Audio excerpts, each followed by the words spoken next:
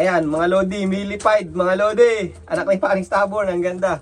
Solid ang katawan. Pinaka-quality na mag-anak ngayon, napapansin ko. Dito sa Unulup, mga Lodi. Bloodline ng 1,200 km champion. Dito sa Auckland, New Zealand, yung mga bloodline na ito. Ayan, napaka-quality young bird na na-breed ko ngayon. Nakikita ko, mga Lodi. Ayan, oh. Tingnan natin kung strong back ba. Ayan, oh. Pucha.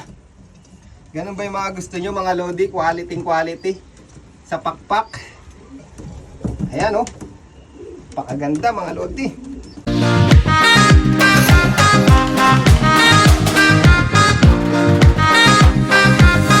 For today's video, yan, nakita nyo na naman yung pagmumukha ko. So for today's video, mga Lodi, yan, mula nakikisilong tayo dito sa ilalim ng viewingan natin. At yan, meron ako ipapakita sa inyo na meron naman ako isang papisa na yung unang pisa nito, mga Lodi, is napaka quality para sa akin yung papisa nila. Ayan. So pakikita ko sa inyo yung young bird. Yan, napakaganda, mga Lodi. Ayan, for today's video, yan, mga Lodi. Ayan, oh, ayan, oh. Ayan, nakikita niyo yung blue checker white flight na yan. Isa yan sa pinaka-quality na na-breed ko ngayong season dito sa New Look natin, mga Lodi. Ayan. Bale, apo na siya ni paring stubborn. Ayan, oh. Napakalaking inakay, mga Lodi.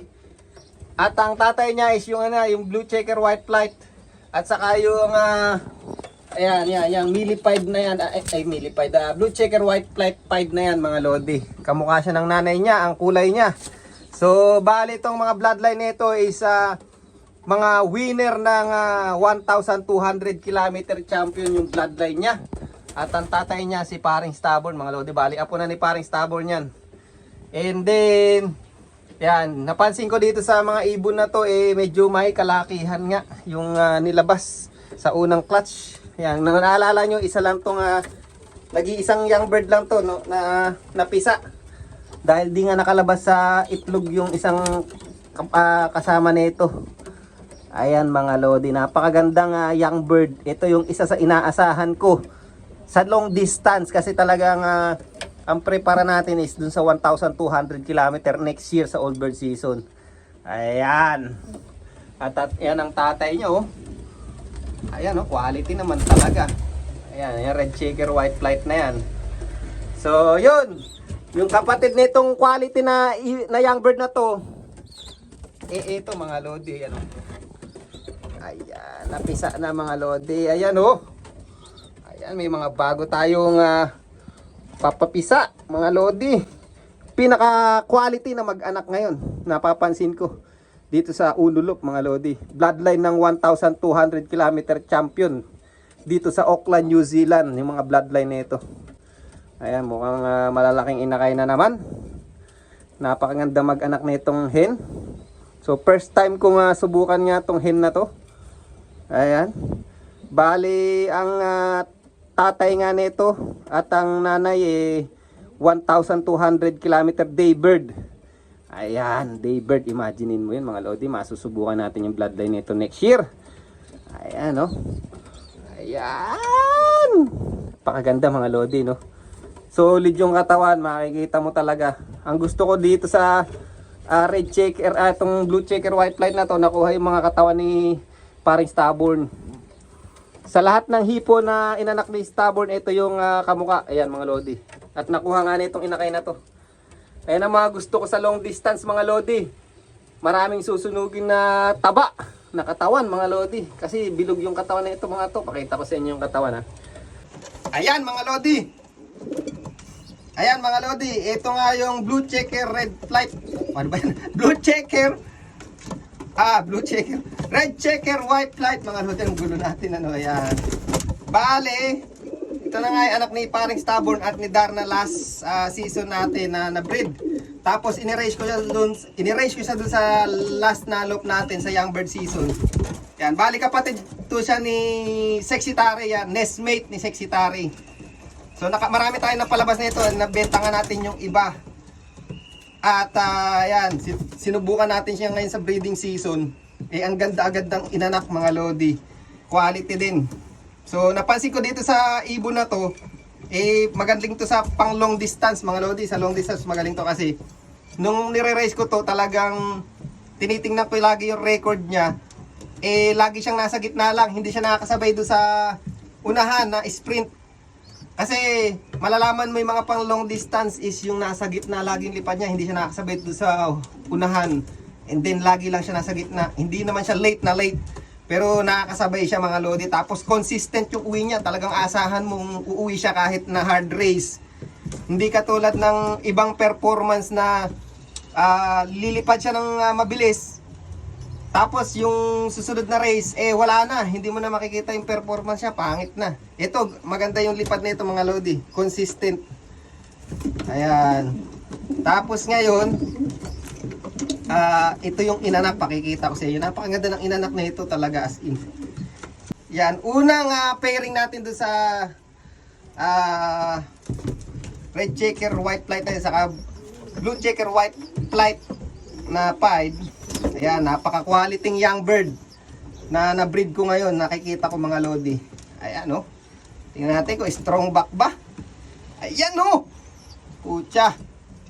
Ganun ba yung mga gusto nyo mga lodi? Quality sa pakpak. Ayan, oh. Pakaganda mga lodi.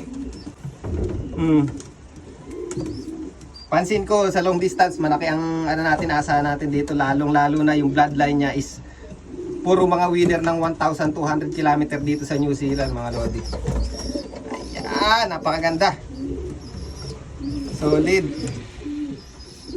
Napakaganda ng hipo, ang katawan. Talagang tinan nyo, 1 month and 1 week pa lang tong edad nito mga lodi. Pero po siya parang parang 6 months old na yung katawan. Alang buong buo na. Pag nag-molt pa to, pag nag-matured, napakaganda nito mga lodi. Yan. At napansin ko, sa lahat ng pairing ko nga pala, ang hindi lang nagkasakit, yung red checker white flight na yan, saka yung pied, yung mga magulang. Ayan mga lodi, sa lahat nga ng ibon ko mga lodi, ang pairing lang na hindi nagkasakit, yung red checker white flight na nga na yan, saka yung itong pied na to, at saka si Tanda, at saka si Darna. Yun lang hindi nagkasakit, saka yung young bird na yun, na quality young bird na yun kasi hindi ko alam, basta siguro malakas talaga yung immune system talaga nila, pero binigyan ko na lang sila ng antibiotic pa din para prevention. Yan. Sa atong mga mga red checker, basta mga ibon na galing dun sa stockbird, hindi mga nagkasakit yan eh. Itong mga lahat lang na nandito sa breeding section ko mga lodi. So yan, so far so good naman yung mga ibon natin ngayon, wala nang nagkakasakit. Napakaganda talaga ng antibiotic na ginamit natin. At ayan, ayaw ko sanang i-antibiotic tong mga bata, tong mga young bird. Kaya lang wala tayong choice kasi mauubos sila. Kasi napakabata pa na ito para i-antibiotic. Kaya lang hinihingi talaga ng pagkakataon eh.